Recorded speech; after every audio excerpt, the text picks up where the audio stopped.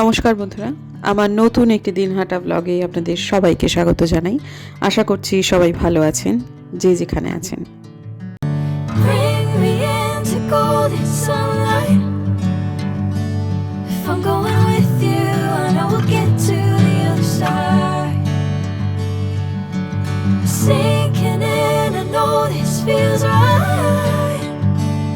Catching a crazy love moving through me like a wildfire, like a wildfire.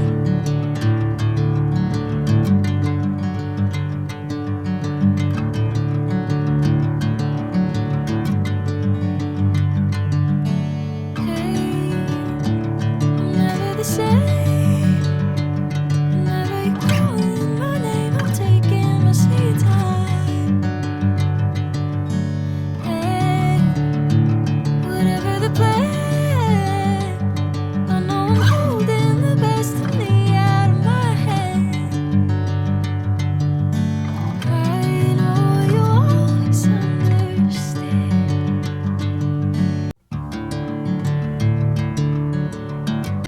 একটি গাছকে নিচে নিয়ে যাচ্ছি। আমাদের দিনাটার বাড়ির ছাদে অনেকগুলো গাছ বাতিল হবে, সেগুলো হয় এদিক ওদিক দিয়ে দেওয়া হবে, তা নইলে ওগুলো আমাদের একতলাতে গেড়ে দেওয়া হবে। তো সেরকমই একটা গাছ আমি মনে করলাম একতলাতে যখন গেড়ে দেওয়াই হবে, কলকে গাছ, এটাকে নিচে নিয়ে আসি। মাকে বললাম একটা জায়গা দেখিয়ে দিলাম, এখানটা রেখে দিও, তাহলেও হবে। আজকেও পুজো করেছি, আজকে গুরু পূর্ণিমার পুজো। মার আজকে শরীরটা ভালো লাগছে না সকাল থেকে, তাই জন্য পুজোটা করলাম। আর দেখুন দেখি, ইঁদুরে নিয়ে গেছে একখানা লাড্ডু। এই অবস্থায় মাকে আমি ফেলে রেখে যেতে পারবো না, আমি একটা ব্যবস্থা আমাকে করে যেতেই হবে। সেই জন্য এই ম্যাটগুলো কিনে আনলাম। এগুলো ইঁদুর মারবার জন্য ব্যবহার হয়, আপনারা সবাই জানেন। এখন এটা করে নিও মা বলে কোনো কিছু মায়ের ওপর চাপিয়ে দেওয়া যাবে না। কোনো সমস্যা যদি হয় সেটা সমাধান প্রোভাইড করে রেখে তবে আমাকে যেতে হবে। তবে এই সমস্ত সমাধান তো বড় কিছু নয়, দোকানে গেলেই এগুলো পাওয়া যায়। তবে বড় কোনো কিছু যদি সমাধান করতে চাই তাহলে আমাকে কিছুদিনের জন্য থাকতে হবে।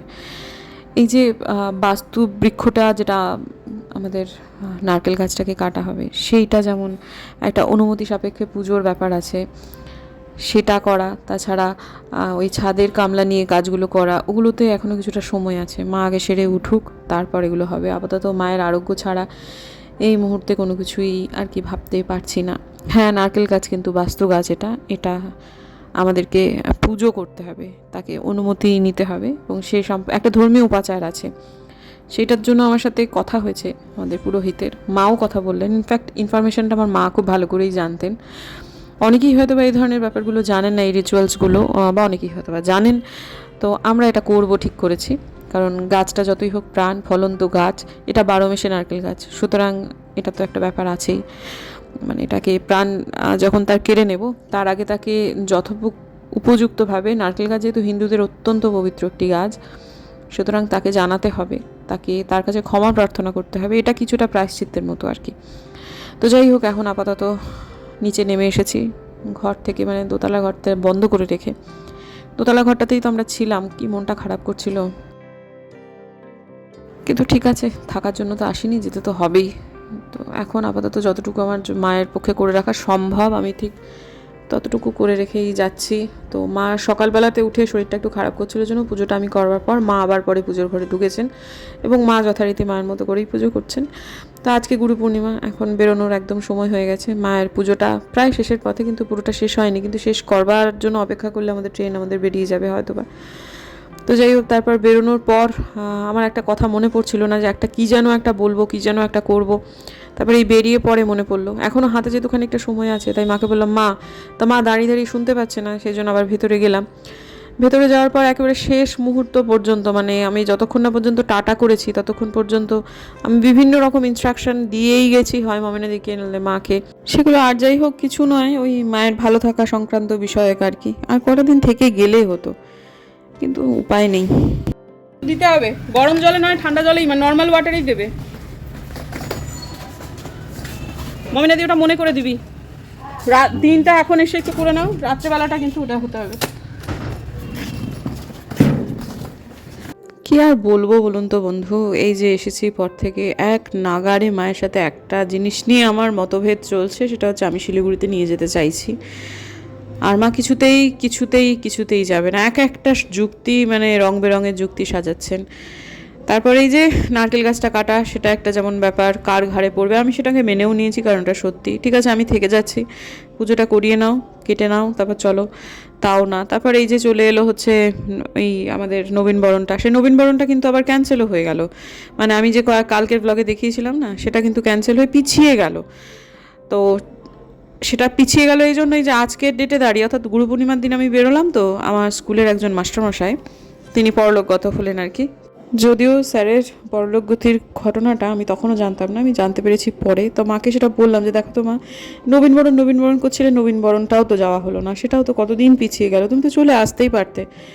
তো যে মাস্টারমশাই মারা গেলেন, তিনি একেবারে শেষ পর্যায়ে ছিলেন, জীবনের ক্যান্সার হয়েছিল তার। ওই আর কি, যে কারণে মা আসতে চায় না বাড়ি থেকে, সেটা হচ্ছে ওই যে ঠিক এই কারণেই তার ট্রিটমেন্ট হয়েছিল সমস্ত কিছু ভেলোরে। তিনি বাড়িতে ফিরতে চেয়েছিলেন, বাড়িতে যেদিন নিয়ে আসা হলো তার কয়েক ঘন্টার মধ্যেই তিনি পরলোকগত হলেন। আমার বাবাও শেষ সময়ে দিনহাটার বাড়িটাতে ফিরতে চেয়েছিলেন, সেটা তাকে নিয়ে আসতে পারেনি, সেটা আমাদের একটা মস্ত বড় দুঃখের জায়গা, তো চিরকাল থেকে যাবে বন্ধু। আর মা ঠিক এই কারণেই এই বাড়িটা থেকে বেরোতে চায় না। মার বক্তব্য যে আমি যেন এই বাড়ির বাইরে গিয়ে না মরি। কিন্তু বন্ধু কি করে হবে বলুন তো, আমরা তো এখন সে দিনহাটা শহরে থাকি না। যদি নিজেদের কাছে দায়িত্ব নিয়ে মাকে রাখতে হয়, যেটা উচিত, সন্তানেরই তো উচিত বাবা মার কাছে দায়িত্ব নিয়ে থাকা, তাহলে সংসারটা যে আমাদের রসাতলে যাবে বন্ধু, কি করি বলুন তো। মানে আমি মাঝে মাঝে এইভাবে করে আপনাদের কাছে সমাধান চাওয়া ছাড়া আর কিছু বলার থাকে না।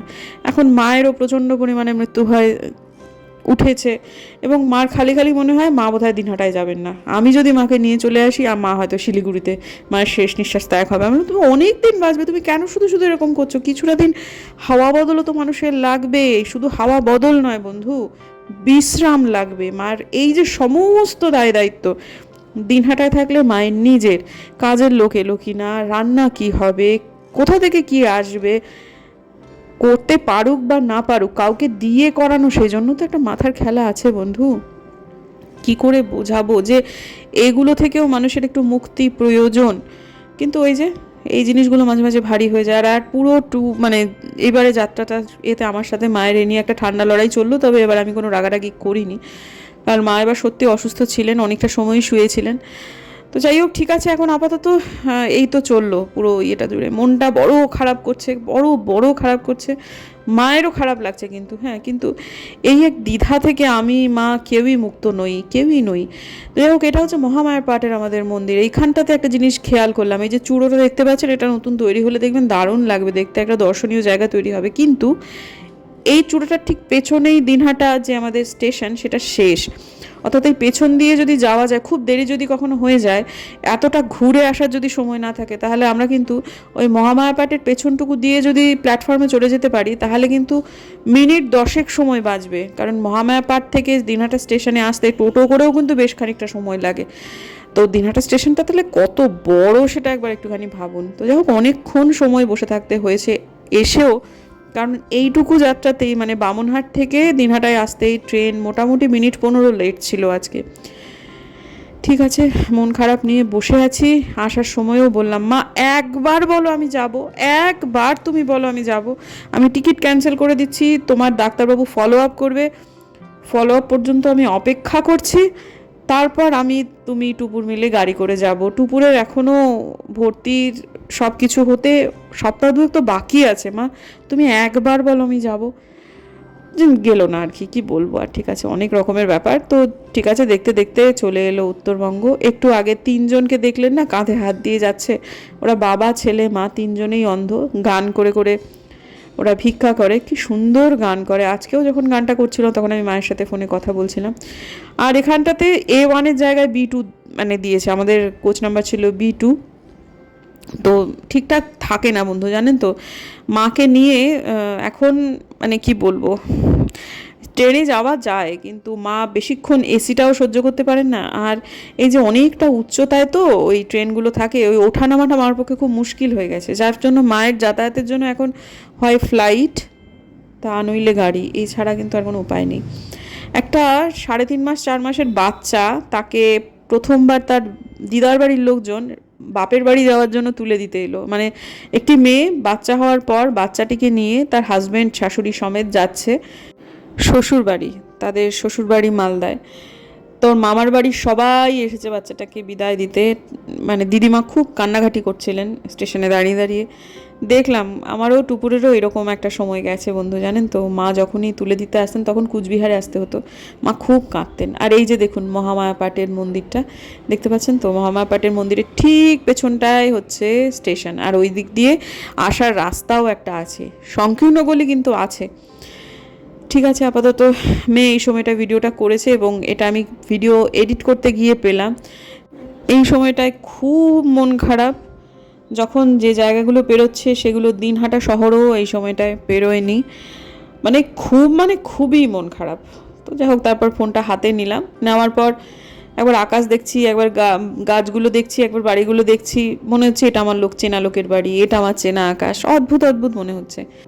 যাত্রাপথে এবার গালিচা পাতা দেখলাম সবুজের, সেগুলো অবশ্যই ধান। এখন ধান তো সদ্য সদ্য হয়েছে, ধানে এত সুন্দর লাগছিল দেখতে। আর তারপরে একটা অসাধারণ দৃশ্য দেখলাম বন্ধুরা, সেটা অবশ্যই আপনাদের দেখাবো। সেটা হচ্ছে জলপাইগুড়ি কোর্টটা তো নতুন তৈরি হয়েছে, জলপাইগুড়ি রোড স্টেশনের একটু আগে ট্রেন যে অভিমুখে যাচ্ছে সেই অভিমুখে আপনাদের পড়বে হচ্ছে বাঁ দিকে। হঠাৎ একটু খেয়াল রাখবেন বন্ধুরা, দূর থেকে না মনে হবে একটি রাজবাড়ি দেখছেন। এত অসম্ভব সুন্দর লাগছিল দূর থেকে কোর্টটাকে দেখতে, মানে কি সুন্দর লাগছিল বন্ধু। আসল মুহূর্তটা আমি ক্যামেরাবন্দি করতে পারিনি, মানে মুগ্ধ হয়ে তাকাতে তাকাতে খানিকটা যখন এগিয়ে যায় তখন আমি ক্যামেরাটা চালু করেছি, তাতেও আপনারা খানিকটা বুঝতে পারবেন প্রথমত। আর দ্বিতীয়ত হচ্ছে গিয়ে জলপাইগুড়ি রোড স্টেশনটা এত চমৎকার করেছে, মানে মুখ দেখা যাবে মেঝেতে, এত সুন্দর স্টেশন। আমার মনে হয় না উত্তরবঙ্গে আর কোথাও আছে, মানে এত পরিচ্ছন্ন স্টেশন। তো নিউ কোচবিহার চলে এলো, আর ওই বাবা সব কাছে যাবে, সে জন্য একেবারে গেরুয়া জামা পরে সব প্রচুর লোকজন আছে। আমার না এদেরকে খুব ভয় লাগে বন্ধু, মানে এটা স্বীকার করতে আমার কোনো দ্বিধা নেই। আমি এই বলে বোমের কে এদের বড় ভয় পাই। এদের না মানে মাঝে মাঝে, অনেক ক্ষেত্রেই, সবাই নয় কিন্তু অনেক ক্ষেত্রে এরা প্রকৃতিস্থ থাকে না, যে কোনো কোচে উঠে পড়ে, উঠে এত হাঙ্গামা করে। আমি টুপুরটাকে নিয়ে যাচ্ছি তো, এই যে এখানে এতক্ষণ সময় দাঁড়াবে, যে কোথাও কোথাও একটু ভয় ভয় করছিল, কিন্তু কোনো অসুবিধা হয়নি সত্যি কথা। অন্তত এই যাত্রায় কোনো অসুবিধা হয়নি। একবার আমাদের কিন্তু খুব প্রবলেম হয়েছিল, এরা উঠে পড়েছিল, মানে ওই সব যা হোক কাণ্ড কারখানা করছিল, কিন্তু আজকে কোনো রকম সমস্যা হয়নি। তো এই যে 15টা 13তে দাঁড়ালো হচ্ছে নিউ কোচবিহারে, আর ছাড়লো হচ্ছে 15টা 41-এ। কিন্তু ট্রেন একটুখানি লেটে চললেও পৌঁছে দিয়েছে আমাদের এনজিপিতে একদম সঠিক টাইমে, কোনো সমস্যা হয়নি। বোধিসত্ত্ববাবুর আজকে কলেজ আছে, তিনি স্টেশনে আসতে পারবেন না। আমরা যখন পৌঁছেছি তখনও ভদ্রলোক বাড়িতে পৌঁছাননি। আর আলিদাও তো আজকে তিনি যেখানে কাজ করেন সেখানে ব্যস্ত, সুতরাং আমরা আজকে টোটো নিয়েই বাড়ি এসেছি। দূরত্ব অত্যন্ত অল্প, আমাদের কোনো প্রবলেম হয়নি। আর সবুজ গালিচা দেখতে দেখতে সময়টা আমাদের কাটছে। মনটা যেমনই থাকুক না কেন, চোখের আরাম হচ্ছে এইটুকুই বলা যেতে পারে। একটু পরে হঠাৎ করে একটা অসাধারণ দৃশ্য দেখলাম, যেটার কথা একটু আগে বললাম। এইটা হচ্ছে সেটা। দূর থেকে আসল দৃশ্যটা কিন্তু দেখাতে পারিনি, মানে মুগ্ধতার চরম সীমায় তখন পৌঁছে গেছিলাম। এখন যখন আপনাদের দেখাচ্ছি তখন কিন্তু দৃশ্যটা ততটাও মনোমুগ্ধকর নয়, কিন্তু একটা অ্যাঙ্গেলে বন্ধুরা কি অসাধারণ যে কোর্টটাকে দেখতে লাগছিল, কি বলবো। আর তারপরে স্টেশনটাই হচ্ছে জলপাইগুড়ি রোড। যাতায়াতে যে কোনো একটা সময়ই আপনারা কিন্তু এটা দেখতেই পারেন। এই স্টেশনটাকে দেখেও মুগ্ধ হয়ে গেছিলাম। আসল যে ঝকঝকে জায়গাগুলো যেখান থেকে লোকজন যাতায়াত করছে, সেই জায়গাটাও সত্যি কথা দেখাতে পারিনি। ক্যামেরা অন করার কথা মনে হলো একেবারে যখন জলপাইগুড়ি রোড প্ল্যাটফর্মটা পেরিয়ে যাচ্ছে তখনই। সত্যি বন্ধু, এত সুন্দর প্ল্যাটফর্ম, কি বলবো। এনজিপি স্টেশনও এত ভালো নয়, অন্তত এখনকার দিনেও। হ্যাঁ, এখন ভাঙাগড়া হচ্ছে, ঠিক কথা, তৈরি হবে 2027-এ শুনছি যে প্ল্যাটফর্ম একেবারেই, মানে সে সাংঘাতিক ভালো কিছু একটা হবে। কিন্তু সেটা যতদিন না অবধি চোখে দেখছি ততদিন তো কী করেই বা বিশ্বাস করব। তবে হচ্ছে কিছু একটা, এবং সেটা বেশ অনেক দিন ধরে। এখন এই সরকার বদলে কাজে গতি এসেছে, এটাও দেখতে পাচ্ছি, কিন্তু হোক আগে তারপর। তা আবার দ্বিতীয় আর এক রকমের গালিচা, প্রথম গালিচা ধানের, দ্বিতীয় গালিচার হচ্ছে চা বাগানের। এটাও দেখতে ভারী সুন্দর লাগে। তবে ধান গালিচার একটা অনেক রকমের শেড থাকে একটা জমির মধ্যে, কিন্তু চা গালিচাতে সবুজের শেড মোটামুটি হরে ধরে একই, পার্থক্যটা হচ্ছে এটা। তবে যাই হোক, দেখতে ভাল লাগে, এটাই হচ্ছে কথা। দেখতে দেখতে এনজিপি স্টেশনে পৌঁছে গেলাম। টুপুর যে ব্যাগখানা নিয়েছে সেটার ওজনটা খুব বেশি, কিন্তু আমাকে মেয়ে দেবে না, সে এখন অ্যাডাল্ট হয়েছে। তো বাইরে আসতে হলো, উল্টো পাল্টা ভাড়া চাইছিল। এই ভাড়ার ব্যাপারটাও শুনছি ফিক্সড হবে কিছু একটা, মানে এই যথেচ্ছাচার চলবে না। এখনো পর্যন্ত যথেচ্ছাচারের স্বর্গরাজ্য এনজিপি স্টেশন, সেটা নিয়ে কোনো সন্দেহ নেই, কিন্তু তার মধ্যে একজন ভদ্রলোক ভালো ছিলেন, পাওয়া গেল। তো তিনি আমাদের আবার যে রাস্তা দিয়ে ঘুরিয়ে নিয়ে এলেন সেই রাস্তাটা একদম পছন্দ করি না। আলিদা থাকলে এই রাস্তাটা আমরা অ্যাভয়েড করতে বলি, বা আমাদের নিজেদের, আমি সব বুঝতে পারিনি যে এই রাস্তায় ঢুকিয়ে দেবে। এই রাস্তাটা না একদম ভালো নয় বন্ধু। একদিকে সরকারি কিছু অফিস আর অন্যদিকে হচ্ছে রেসিডেন্সিয়াল এরিয়া তেমন অর্থে নেই। এই গাড়ি টাড়িগুলো দাঁড়িয়ে থাকে, অপরাধ বেশি হয়। আর দুপা দূরে দূরে হনুমানজির ঠাঁই, বুঝতেই পারছেন কিসের কথা বলছি। তবে যে অঞ্চলে একটু অপরাধ প্রবণতা বেশি, সেই অঞ্চলে এই ধরনের কাণ্ড কারখানা অনেক সময় দুষ্টু লোকেরাও করে থাকে। তবে আমি খুব অথেন্টিক কিছু মানুষের কথা কাছে শুনেছি, যারা কিন্তু এখানে বেশ কিছু জিনিসপত্র ফেস করেছেন। এমন কিছু মানুষ যারা এখানেই শিলিগুড়িতেই তাদের জন্ম কর্ম সব কিছু, তাদের মধ্যে কয়েকজনকে আপনারাও খুব ভালো করে চেনেন, কিন্তু তাদের অনুমতি না নিয়ে তাদের নামটা এই গ্রাউন্ডে আমি আপনাদের বলতে পারছি না। তো কখনো যদি সম্ভব হয় সেই খোদ মানুষদের মুখ থেকেই না হয় আপনারা শুনবেন, যেখানে কিছু কিছু কাণ্ড কারখানা কিন্তু আগেও হতো, তবে প্রকোপ এখন কমেছে, তবে একেবারে পুরোপুরি বন্ধ হয়েছে এমনটা নয়। দেখতে দেখতে বাড়িটা প্রায় চলেই এলো, এবং এখন আমি গুরু পূর্ণিমার চাঁদটা দেখতে দেখতে আজকে সন্ধেবাতি দিলাম, মন্ত্রোচ্চারণ করলাম। তখনও জানি না দিনহাটায় আমার এক গুরু বিয়োগ হয়েছেন আজকের দিনে, এত ভালো দিনেই তিনি চলে গেছেন আমাদের সবাইকে ছেড়ে। এরপরে আমি আর সত্যি খুব একটা ব্লগ করিনি আজকে, মন মেজাজ খুব খারাপ ছিল, কান্নাকাটিও হয়েছে অল্প স্বল্প, কোনো কিছুই ঠিকঠাক ভালো লাগছিল না, এই জন্যই আর কি। যাই হোক, চলুন দেখা হচ্ছে কালকে একটা নতুন ব্লগে। ভালো লাগলে পাশে থাকবেন, দেখা হচ্ছে আগামীকাল, ততক্ষণের জন্য বিদায়।